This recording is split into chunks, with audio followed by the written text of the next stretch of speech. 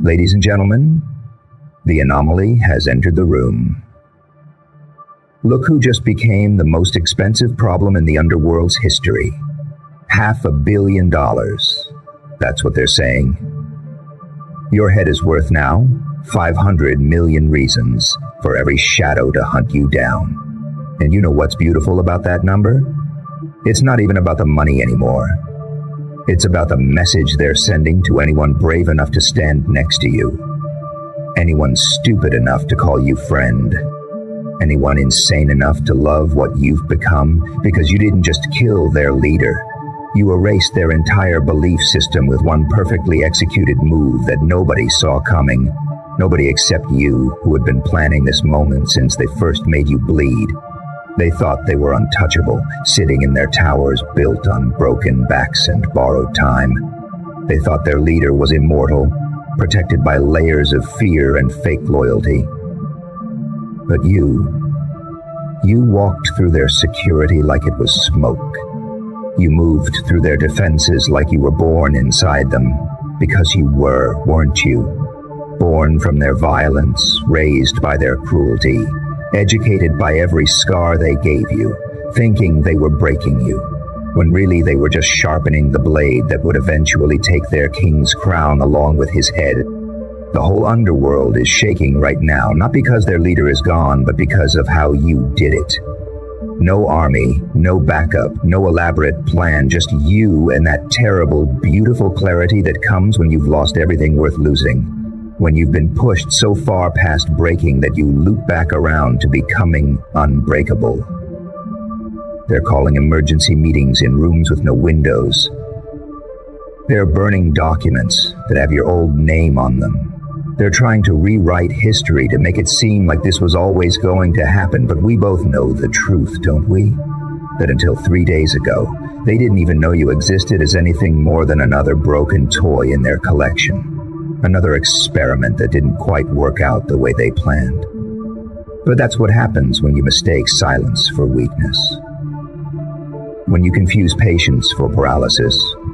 When you think someone's submission means they've accepted their fate, when really they were just studying your patterns, memorizing your weaknesses, learning the exact angle needed to separate a head from its throne. $500 million, and that number keeps growing every hour because they're not just afraid of what you did.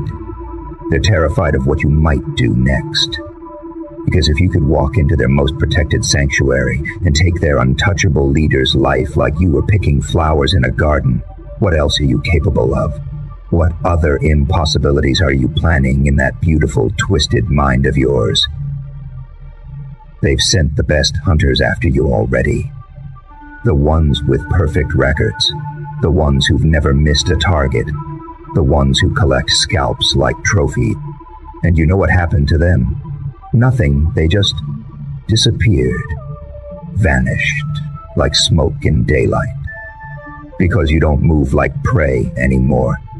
You move like the natural disaster that taught storms how to destroy. You don't run from hunters. You collect them, adding their skills to your arsenal, their knowledge to your database, their fear to your growing legend.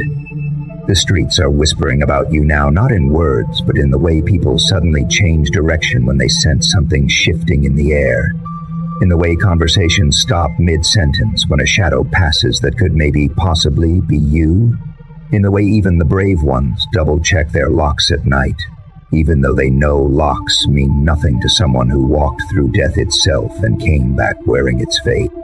They're trying to figure out your origin story, going through records, looking for the moment you transformed from whoever you used to be into this thing that makes the underworld's worst nightmares wake up screaming.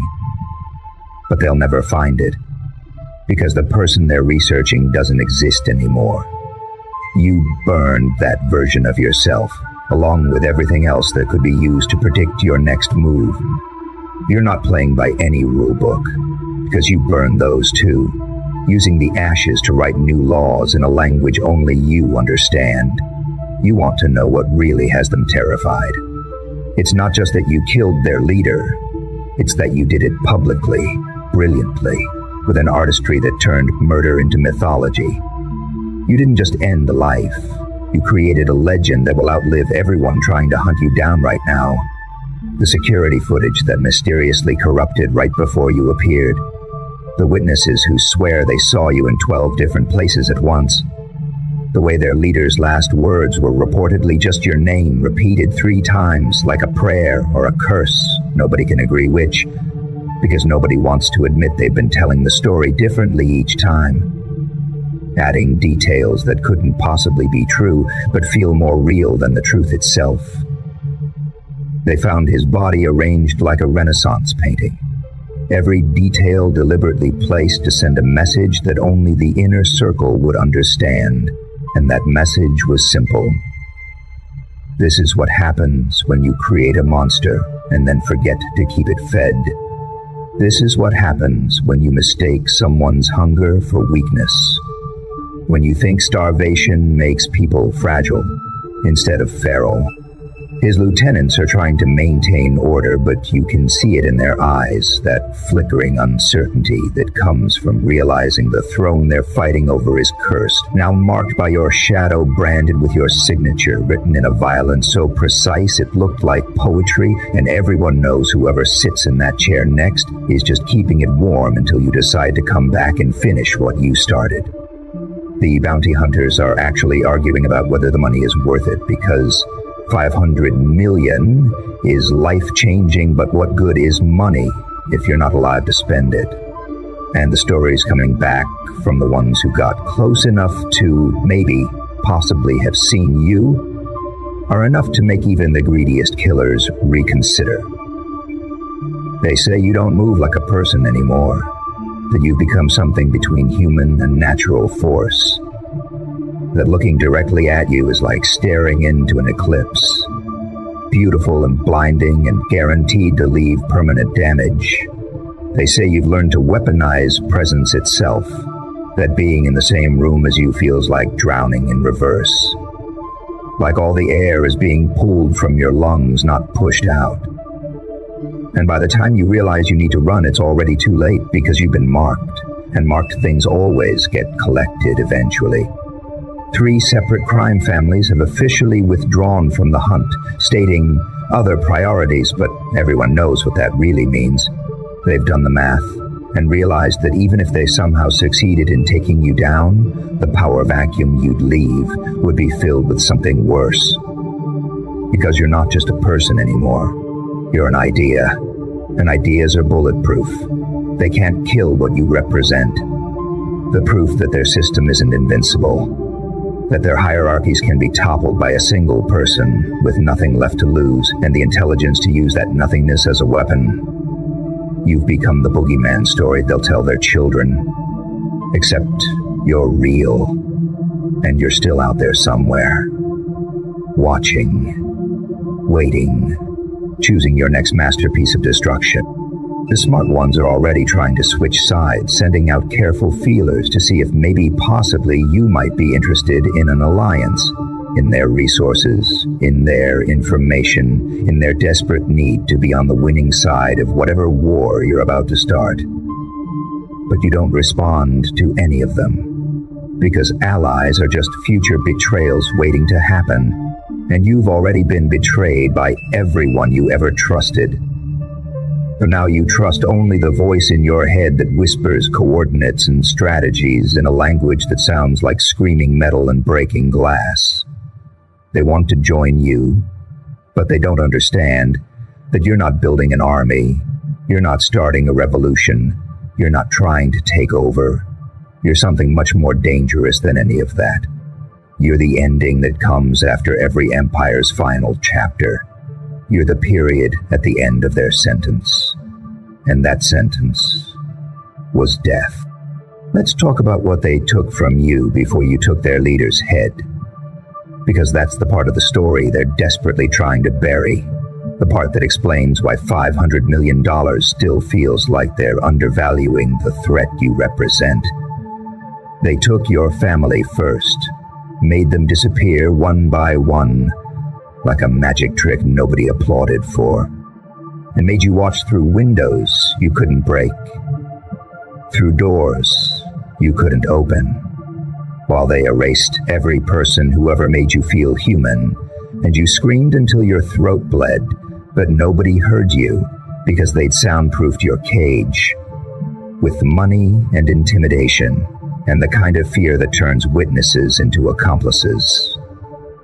Then they took your name, scraped it off every record like you were a typo in history's rough draft, replaced it with numbers and codes and classifications that meant dangerous but manageable, meant volatile but contained, meant problem but not priority. And for a while you believed them, didn't you? Believed you were just another casualty in their vast machine, another acceptable loss in their profit margins, another ghost in their growing collection of could-have been. They photographed your breakdown like it was performance art, documented your descent into madness with the kind of clinical detachment usually reserved for lab rats and crash test dummies. They wanted to see exactly how much pressure it takes to turn a person into powder. And you gave them quite a show, didn't you? Shaking and crying and begging, right up until the moment you stopped. And that stopping, that sudden, terrible silence. That's what should have warned them.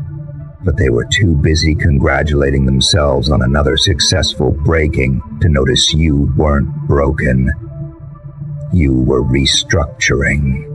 You spent months, maybe years, it's hard to tell when every day feels like drowning in slow motion, pretending to be exactly what they wanted to see, defeated, diminished, domesticated, while inside you were building something they couldn't have imagined in their worst nightmares.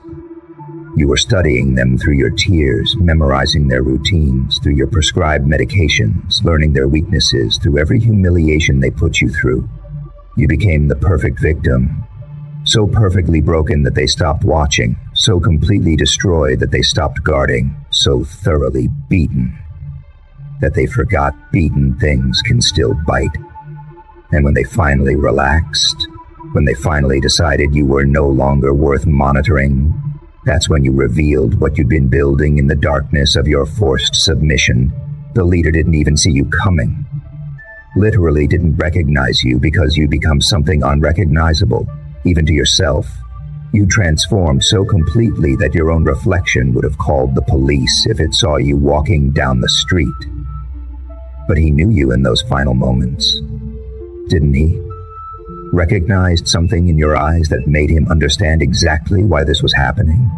Made him realize that every cruelty he'd authorized, every family he'd destroyed, every light he'd extinguished had been building to this moment where all that darkness would come home wearing your face. And calling his name in a voice that sounded like justice mixed with vendetta, mixed with the kind of patience that would wait decades for the perfect moment to strike. You took 27 minutes to kill him. That's what the medical examiner said, though nobody can explain how you made every second feel like a lifetime, how you turned his office into a confessional where he admitted to crimes nobody knew he'd committed, where he begged for mercy in languages he didn't know he could speak, where he offered you everything, his empire, his wealth, his loyalty, his soul, if you would just stop. But you didn't stop, because stopping would have been mercy, and mercy was the one thing you'd run out of. The recording equipment mysteriously malfunctioned, but the audio survived just 27 minutes of him learning what happens when you create a monster and then forget that monsters have memories, that monsters keep score, that monsters don't forgive. They just wait until forgiveness becomes irrelevant, because everyone who needed to be forgiven is already gone. $500 million has a way of making people stupid brave, desperate enough to think they're different from all the others who've already tried and failed to collect on your head. But you actually love the bounty. Don't you love how it announces your value to a world that once treated you as worthless? Love. How it turns every interaction into a potential betrayal, which saves you the trouble of trusting anyone. The number keeps climbing because every failed attempt just adds to your mythology. Every hunter who doesn't come back becomes another verse in the song. They're too scared to sing out loud, but everyone knows by heart The one about the person who killed death itself and wears its shadow like haute couture. They brought in specialists now, people who've studied you like you're a disease. They're trying to cure profilers who've built entire psychological models trying to predict your next move. But how do you profile someone who's transcended psychology? How do you predict someone who's abandoned the concept of patterns? Your movements follow a logic that exists outside their understanding. You appear in places you shouldn't be able to reach, disappear from situations that should be inescapable. You're becoming more urban legend than person, more force of nature than target. And that's exactly what you wanted, isn't it? To become something they can't kill because they can't even agree on what you are. The latest team they sent after you was military-trained, corporate-funded, and equipped with technology that doesn't officially exist. And you sent them back in pieces, not physically broken, but psychologically shattered. Unable to explain what they saw, unable to describe what you've become. One of them keeps drawing the same symbol over and over, a shape that doesn't exist in geometry, a pattern that hurts to look at directly. And when they asked him what it means, he just laughs and says it's your real name, the one you earned when you stopped being human and started being something else entirely. Something that feeds on the fear of those who thought fear was their weapon to wield. You're actually helping them sometimes, aren't you? Leaving false trails that lead to elaborate traps, not designed to kill, but to educate. To teach them exactly how outmatched they are, how every move they make has been anticipated, countered, and turned into another demonstration of your superiority. You left one bounty hunter alive, but changed somehow, transformed in a way he can't explain. He says you gave him a message to deliver, but when he tries to remember what it was, his nose starts bleeding, and he begins speaking in tongues that sound like coordinates to places that don't exist, yet but will, once you're done rewriting the map of what's possible. The underground's infrastructure is starting to crack under the weight of your existence. Their economy is destabilizing because nobody wants to do business anymore. Everyone's too afraid they might accidentally help you, or worse, accidentally hinder you and draw your attention, because your attention has become synonymous with ending. 3 major operations have shut down rather than risk becoming collateral damage in whatever you're planning next. And you haven't even done anything recently. Haven't needed to because your reputation is doing the work for you, spreading like a virus through their ranks, turning hardened criminals into paranoid insomniacs who check under their beds for you, even though everyone knows you don't hide under beds. You hide in plain sight, wearing faces nobody expects, using names nobody remembers, being everywhere and nowhere simultaneously. But let's be honest about what this crown cost you. Because that $500 million price tag doesn't include the parts of yourself you had to auction off to become this untouchable. You didn't just lose your innocence. You murdered it yourself. Held its head underwater until the bubbles stopped. Because innocence was a luxury you couldn't afford in their world. You had to become worse than them to beat them. Had to embrace darkness, so complete that even shadows would fear standing next to you. Had to learn to love the taste of violence, the texture of terror, the weight of being the last thing people see before they stop seeing anything at all. Your hands don't shake anymore when you do what needs to be done. They're steady like surgical instruments. Precise like poetry, deadly like promises. You made to the ghosts of everyone they took from you. You've become the answered prayer of everyone who ever wanted revenge but was too weak to take it yourself. You're the manifestation of every victim's darkest fantasy, the one where they stop being victims and start being the reason their abusers can't sleep, the reason therapists have waiting lists full of former predators who've suddenly developed consciences now that there are consequences with your signature on them. They say you don't eat anymore, that you sustain yourself on fear alone, which would be ridiculous if there wasn't security footage of you sitting at restaurants ordering nothing but water, that you never drink, just sitting there for hours, making everyone nervous with your presence, with the way you look at people like you're measuring them for something that nobody wants to know about.